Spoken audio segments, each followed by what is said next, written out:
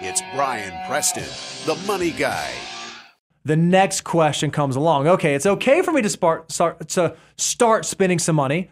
What are some things that are reasonable for me to begin spending money on? So let's break this out into 3 categories. Number 1 is things that you use a lot. Yeah, this stands to reason. If there's something in your life that you use often and frequently and really use it a lot, it's probably okay if you spend some money on that. And one of the very first things that we all think about is our long-term home. Yeah, I thought about this in terms of people often, because we know home purchases are such a big expense. For most people, it's maybe like the biggest thing you'll ever spend money on. But you're doing it wrong if let's just say you have a growing family, but right now it's just you and your spouse.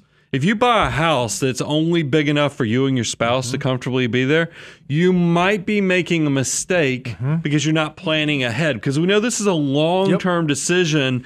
You've got to take that into account. So it might require you to spend a little bit more than initially thought. And that's so difficult for us financial mutants. We often recognize, oh man, I could go buy that 2-bedroom or that 3-bedroom home and I can spend tens of thousands, if not hundreds of thousands of dollars less on that than going out and buying the 4-bedroom home. However, if you know that you're, just like you said, your family's going to expand, sometimes you have to go against your nature and say, okay, it's all right for me to go a little bit further out on the price spectrum because this is going to be something that I'm going to be utilizing potentially for decades. Yeah, and that's why we can give you a little grace in several factors. First of all, I think it's okay to do a 30-year mortgage, especially when you're in that messy middle, because it is going to give you a little more grace on how much you can afford. We also like on that very first home purchase, it's okay if you don't put down 20% on the very first house.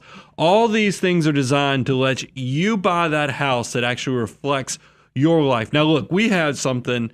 I told you about this because engagement rings, things like that. Is that I bought an engagement ring for where I thought my wife and I were going. Now, I didn't fall prey to De Beers advertising of 2 months gross salary or whatever it was, but I did try to think about it in terms of buying an engagement ring that my wife would be happy while we're poor, but also the engagement ring that she'd be very comfortable with later with the aspirational success that we were going to have.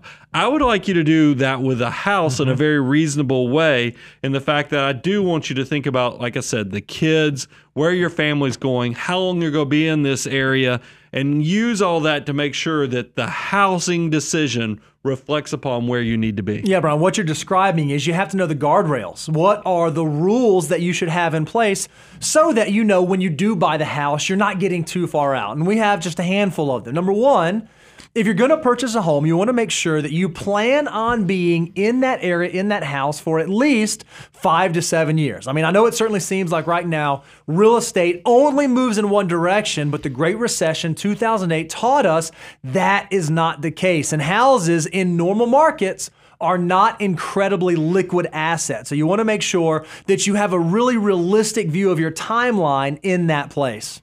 Yeah, I also want you to pay attention to what that housing cost is. I mean, one of the guidelines that we've had for a long time is 25% of your gross income is what housing is. Now, look, that guideline was set up so that you are not house rich and life poor. I know that right now where real estate's running away from us, that 25%, especially if you live in some of these coastal cities or high cost of living areas, that could be tough.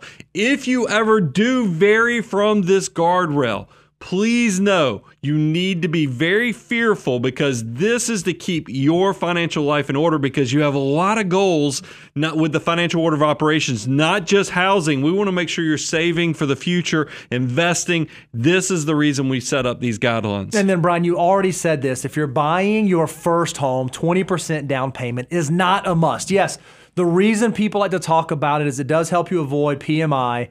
However, in this housing market, getting to 20% is difficult. So perhaps on your first home, you're only putting down 3%, 5%, 10% so that you can get on the ownership side of the equation. However, when you buy a subsequent home, when you go to move into your upgraded home or your second home or your third home, that's where you don't have any leeway. You do need to put 20% down on any future homes that you upgrade to. All right, Bo, that's primary housing. Let's talk about other type of things that you use a lot, that you have to spend money on. We want to give you some guidelines. Let's talk about cars and automobiles. Yeah, this is probably a hot take. We think that automobiles, cars, are something that it makes sense to spend money on. And I think a lot of financial commentators out there would say, no, absolutely not. It's absolutely crazy. You should go out and buy the absolute cheapest clunker piece of junk that you can find for the lowest dollar amount possible, because all it has to do is get you from point A to point B, and that's all an automobile should be. Brian, why do we not necessarily think that's the best advice? Now, look, it's true. From a financial on the outside, what's on the brochure, it does make a lot of sense. If we could all just go buy $3,000 and $4,000 cars, that's great for your net worth statement, the way you spend money and budget. Here's the problem with that. There's a good chance if your car's unreliable and you're not a mechanically inclined person, that vehicle, your transportation, could be keeping you away from your biggest asset building opportunity, which is your job. That's you right. have to consistently be able to get to work. So we've tried to create ground rules that actually allow you to buy a reasonably priced vehicle that will be reliable, consistent, get you to your job, but also not break your financial bank. And Brian, I want to give you credit, because this is one of the things you had to mentor me on when I was younger, especially when I started having a family. When I got married, started having young kids, you said, Bo, you don't want to just be in the least expensive, lowest priced car you can find. You want something that is going to be reliable for your family. It's also going to have some safety features, some things in place that keep you protected.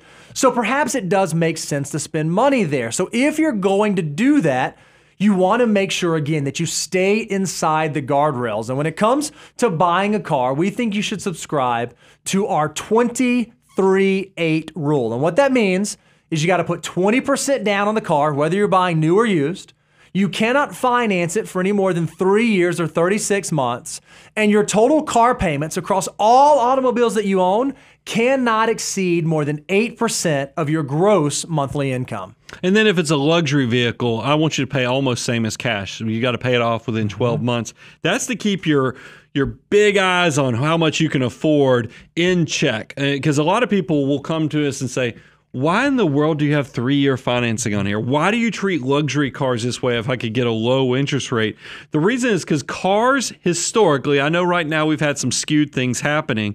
Historically, they're depreciating. They're horrible for your financial life. So we want to keep them in check as much as possible so that you don't try to flex, you don't try to show off in an inappropriate way and to the detriment of your financial life. And that's why the closing rule that I like to share is that your monthly investments, I'm talking about your employer plans, I'm talking about the Roth IRAs.